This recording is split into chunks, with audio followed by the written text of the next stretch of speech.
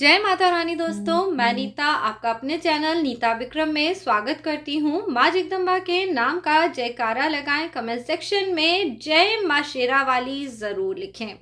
आप सभी को नए संवत्सर विक्रम संवत्सर 2078 की हार्दिक शुभकामनाएं। चैत्र नवरात्रि पर्व की भी हार्दिक शुभकामनाएं। माँ जगदम्बा अपने भक्तों के जीवन की हर इच्छा को पूरा करती हैं। नई ऊर्जा का पूरे ब्रह्मांड में संचार होता है। यह ऊर्जा आप तक पहुँचे, ऐसी मेरी शुभकामनाएं हैं। ओम जयंती मंगला काली भद्रकाली कपालिनी दुर्गा क्षमा शिवा धात्री स्वाहा स्वधा नमोस्तुते। माँ जगदम्बा के सभी नाम आपका कल्याण करें। हर रूप में माँ अपने भक्तों के ऊपर दया करें।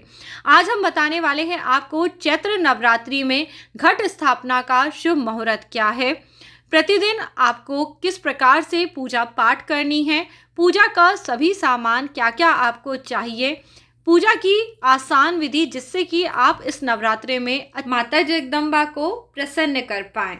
दोस्तों, जल्दी से नीता विक्रम चैनल सब्सक्राइब करें। वीडियो के नीचे बने हुए लाल रंग के सब्सक्राइब के बटन को प्रेस करें।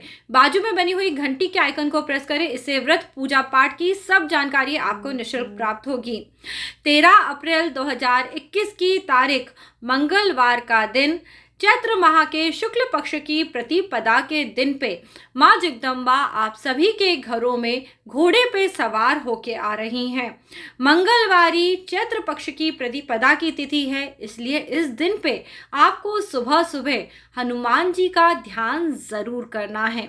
जी हाँ दोस्तों, इस पूरे वर्ष में, क्योंकि ये संवत्सर में इस संवत्सर का राजा भी मंगल है और इस संवत्सर में मंगल का बहुत अधिक प्रभाव रहने वाला है, इसलिए हम नवरात्रि के पहले दिन से ही हनुमान जी की प्रार्थना के साथ माँ दुर्गा के लिए घट स्थापना करने वाले हैं, जिससे कि आपके जीवन में सभी प्रकार के संकट दूर हो जाएंगे और मनचाही सफलता प्राप्त होगी। घट स्थापना का शुभ मुहूर्त सुबह 6:21 से लेके 10:16 तक रहेगा। इसके अलावा जो लोग इस समय पे घट स्थापना करके माँ जगदम्बा को अपने घर में नहीं विराजमान कर पाते हैं, वो अभिजीत मुहूर्त में दोपहर के समय भी अपने घर में घट स्थापना कर सकते हैं। दोपहर में 12:14 से लेके 1:04 तक आप अपने घर में घट स्थापना कर सकते हैं। घट स्थापना करने के लिए आप नीता विक्रम चैनल पे जाके नवरात्रि की पूजा किस प्रकार करी जाती है वो सभी वीडियो देख लीजिए। बाजार से आप जौ ले आइएगा, जौ का खेती करिए और साथ ही साथ एक नारियल ले आइएगा, लाल कपड़ा ले आइएगा, माता रानी के लिए चुन्नी ले आइए, बताशे ले आइए, लौंग, पान, यह सभी चीज़ें लाके आप अपने घर में माता रानी को विराजमान कर सकते हैं। और आप अपने घर में एक कलश की स्थापना ज़रूर करें। कैसे स्थापना करी जाती है, संपूर्ण विधि नीता विक्रम चैनल पे जाके ज़रूर देखिए। देवी पुराण के अनुसार माँ भगवती की पूजा अर्चना करते समय सबसे पहले कलश अथवा घट की स्थापना करी जाती है। घट स्थापना नवरात्रि के समय में ब्रह्मांड में जो भी शक्तियाँ होती हैं, उन सभी तत्वों का घट में आवाहन करने के कारण कार्य करने लगती हैं और यह शक्तियाँ आपके घर के अंदर के समस्त वास्तु दोषों का नाश कर देती हैं। दोस्तों, जब हम घट स्थापना करते हैं तो कलश के अंदर सिक्का, सुपारी, हल्दी, पंच औषधि, थोड़ी सी दूर्वा की घास, थोड़े फूल, थोड़े चावल, वह सभी चीज़ें डालते हैं जो मानव जीवन के लिए ज़रूरी बताई गई हैं। यह सभी चीज़ें आपके जीवन के कष्टों का नाश करने लगती हैं। धर्म के अनुसार यदि आप अपने घर में कलश की स्थापना करते हैं तो आपके घर में सुख, समृद्धि, वैभव, मंगल, यह सभी चीज़ें बढ़ने लगती हैं। कलश के मुख में विष्णु जी का वास होता है, कंठ में रुद्र भगवान का वास होता है, मूल में ब्रह्मा जी की शक्तियाँ होती हैं। इस प्रकार यह कलश आपके घर में समस्त प्रकार के देवी देवताओं का आवाहन करने के साथ स्थापित होकर माँ जगदम्बा की कृपा देता है। आप एक मिट्टी का बर्तन ले आएं या जिस भी बर्तन में आपको जौ बोने हैं उसको साफ कर लें।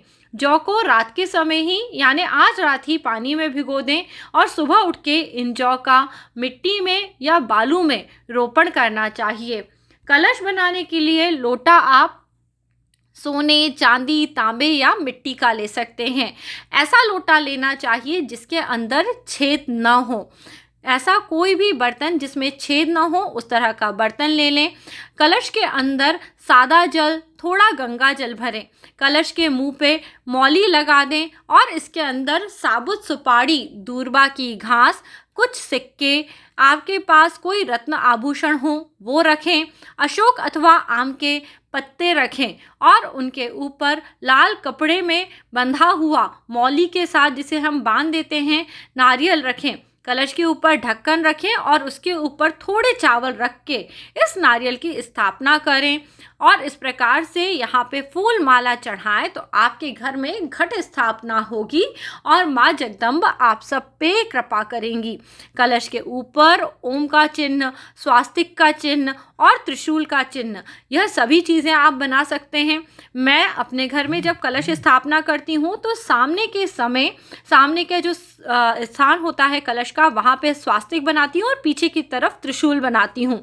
आप नीता विक्रम चैनल पे जाके देख सकते हैं। इस कलश को या तो आप जिस पात्र में आपने जौ की खेती करी है उसके बीच में रख दें या माता रानी के पास में भी रख सकते हैं। यदि आप पूरे 9 दिनों के लिए दीप जलाना चाहते हैं, जिसे हम अखंड दीप कहते हैं, तो वो भी जला सकते हैं। यदि ये संभव नहीं है कि आप 9 दिन का अखंड दीपक जलाएं, तो आप प्रतिदिन देसी घी का दीपक जला के माँ जगदम्बा के निमित्त पूजा पाठ अर्चन कर सकते हैं। कलश स्थापना के बाद माँ दुर्गा की जो चौकी है उस पर आप सभी प्रकार से पूजन अर्चन की अपनी सामग्री इत्यादि रख लें। नवरात्रि के पहले दिनों पे ही लकड़ी की एक चौकी के ऊपर लाल रंग का कपड़ा बिछाया जाता है। इसको बिछाने से पहले चौकी को गंगा जल से अच्छे से पवित्र करा जाता है। कलश को दाईं ओर पे रखना चाहिए। माँ भगवती की धातु की मूर्ति अथवा नवदुर्गा का फ्रेम करा हुआ फोटो भी आप लगा सकते हैं। यदि आपके पास मूर्ति या कुछ भी ऐसा सामान नहीं है तो नावाण मंत्र का कोई यंत्र हो तो वो भी आप रख सकते हैं। माँ दुर्गा को लाल रंग की सुंदर चुनरी उड़ाना चाहिए। माँ दुर्गा से प्रार्थना करनी चाहिए, हे माँ दुर्गा, इन 9 दिनों में इस चौकी पे विराजिए, हमारे द्वारा की हुई पूजा पाठ सेवा को ग्रहण करें। प्रतिदिन अपने घर में धूप जलाएं, फूल माला पहनाएं, माँ जगदम्बा को इत्र इत्यादि समर्पित करें, फल मिठाई का भोग लगाएं। इन 9 दिनों में माँ भगवती के लिए आपको व्रत रखना चाहिए और प्रतिदिन हो सके तो दुर्गा सप्तशती का पाठ पढ़ना चाहिए। वीडियो ख़त्म होने के पहले मैं आपको दुर्गा सप्तशती पे किस दिन पे कितने अध्याय पढ़ने हैं ये बता दूंगी। इस प्रकार से यदि आप माँ भगवती की चरणों में अपने सर्वस्व को समर्पित करते हैं तो आपके जीवन के बड़े बड़े कष्ट माँ हर लेती हैं। नवरात्रि के दिन पे जो अखंड ज्योत जलाई जाती है उसके नीचे चावल अथवा 7 प्रकार के अनाज रखे जा सकते हैं। यदि आपके घर में धन की बहुत कमी है तो अखंड ज्योत के नीचे चावलों को रखना चाहिए। यदि आप पे बहुत ज़्यादा कष्ट हैं या और कोई दिक्कत है तो अखंड ज्योत के नीचे 7 प्रकार के अनाज रखने चाहिए। माता रानी की पूजा करने के लिए लाल रंग के कंबल का आसन लगा के बैठना चाहिए। हर दिन माँ को हार चढ़ाने चाहिए, देसी घी का दीपक जलाना चाहिए और माँ को मीठे पकवानों का भोग लगाना चाहिए। भगवती को इत्र इत्यादि चढ़ाने से जीवन में कष्ट नहीं आते। अपने घर में आपको रोज़ कंडे की धुनी करनी चाहिए या हवन करना चाहिए। जो लोग नवरात्रि के पूरे 9 दिन में व्रत रखते हैं वो अपने घर में गाय के गोबर का उपला या कंडा जला के उसमें हर दिन हवन करें। हवन की सामग्री में घी मिलाएं, बताशा, 2 लौंग, इसे हम लौंग का जोड़ा कहते हैं, ये मिलाएं, सुपारी, कपूर, गूगल, इलायची, किशमिश, कमरगट्टा, यह सभी चीज़ें मिला के माँ जगदम्बा के निमित्त हवन करना चाहिए। इस प्रकार हवन करने से आपके जीवन की बड़ी बड़ी दुख तकलीफ़ें दूर हो जाती हैं। लक्ष्मी यानी धन की प्राप्ति के लिए नवरात्रि की पूजा में आपको पान लेना चाहिए और गुलाब की 7 पंखुड़ियाँ लेके इन्हें माँ दुर्गा भगवती को अर्पित करना चाहिए। एक प्लेट के अंदर आप पान ले लें। यह पान डंडी वाला होना चाहिए, जो पान के पत्ते पे डंडी लगी होती है वो, और साथ में गुलाब की 7 पंखुड़ियाँ माँ को अर्पित करने से आपके जीवन में धन की कमी नहीं रहती है। हर दिन माँ को हम अलग अलग चीज़ों का भोग लगाते हैं। प्रतिपदा से लेके नवमी तक माँ का पूजन अर्चन करते हैं। इससे माँ प्रसन्न होती हैं और हर कष्ट को दूर कर देती हैं। यदि आप प्रतिदिन कन्या भोजन कराने में समर्थवान हैं तो पहले दिन पे 1 कन्या, दूसरे दिन पे 2 कन्या, इस प्रकार सतत क्रम में बढ़ते हुए कन्याओं को भोजन कराने से माँ जगदम्बा आप पे कई गुना कृपा करती हैं और हर कष्ट को दूर कर देती हैं। यदि आप प्रतिदिन की नवरात्रि की पूजा नहीं कर पाते तो आप केवल अष्टमी की तिथि में भी माँ जगदम्बा का पूजन कर सकते हैं। अष्टमी की तिथि को करे हुए पूजन से माँ जगदम्बा अत्यंत प्रसन्न होती हैं और अपने भक्तों की इच्छाओं को पूर्ण कर देती हैं। अब दोस्तों, मैं आपको सभी दिनों की तिथियां और उस दिन पे किस देवी का पूजन करना है ये बता देती हूँ। 13 अप्रैल 2021 की तारीख प्रतिपदा तिथि पे माँ शैलपुत्री का पूजन होगा। इस दिन पे माँ को घी का भोग लगाया जाएगा। यदि आप सप्तशती का पाठ आज से शुरू करेंगे तो पहले दिन पे पहला अध्याय पढ़ना है। 14 अप्रैल 2021 की तारीख बुधवार के दिन पे माँ के दूसरे रूप माँ ब्रह्मचारिणी का पूजन करा जाएगा। इस दिन पे माँ को शक्कर का भोग लगाया जाता है और दुर्गा सप्तशती के दूसरे एवं तीसरे अध्याय को पढ़ा जाता है। 15 अप्रैल 2021 को तीसरा नवरात्रा मनाया जाएगा। इस दिन माता के चंद्रघंटा रूप का पूजन करना है।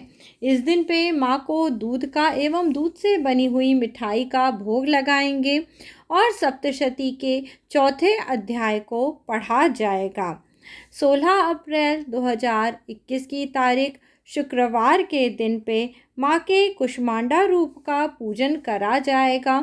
इस दिन माँ को मालपुए का भोग लगाना है और चौथे दिन पे दुर्गा सप्तशती के 4 अध्याय पढ़ते हैं, 5वां, 6वां, 7वां एवं 8वां। 5वें दिन पे 17 अप्रैल 2021 की तारीख को स्कंद माता का पूजन करना है। इस दिन माँ को केले का भोग लगाया जाएगा एवं इस दिन पे दुर्गा सप्तशती के 2 अध्याय 7वां और 10वां अध्याय पढ़ा जाएगा। 6वां नवरात्रा 18 अप्रैल 2021 की तारीख रविवार के दिन रहेगा। इस दिन माता के कात्यायनी रूप का पूजन करना है। इस दिन माँ को भोग में शहद का भोग लगाया जाएगा और दुर्गा सप्तशती के 11वें अध्याय को पढ़ा जाएगा। अगले दिन माता के कालरात्रि रूप का पूजन करना है। यह 7वां नवरात्रा है। 19 अप्रैल 2021 की तारीख है। इस दिन माँ को गुड़ का भोग लगाना है और दुर्गा सप्तशती के 12वें और 13वें अध्याय को पढ़ के सप्तशती का पाठ पूर्ण कर लेना है। अगला दिन है 20 अप्रैल 2021 की तारीख। यह महाअष्टमी के नाम से भी जाना जाता है। इस दिन माँ दुर्गा के महागौरी रूप का पूजन करना होता है और माँ जगदम्बा को नारियल अर्पित करा जाता है। माँ जगदम्बा के निमित्त जाप करना है। इस दिन नावार्ण मंत्र का कम से कम 11 माला जाप रात्रि के समय करने से आपको अभिष्ट फलों की प्राप्ति होगी। आपकी मनोकामना पूर्ण हो जाएंगी।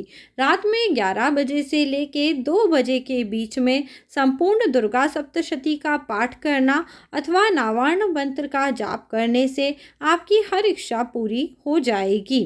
अगला दिन है 21 अप्रैल 2021 की तारीख।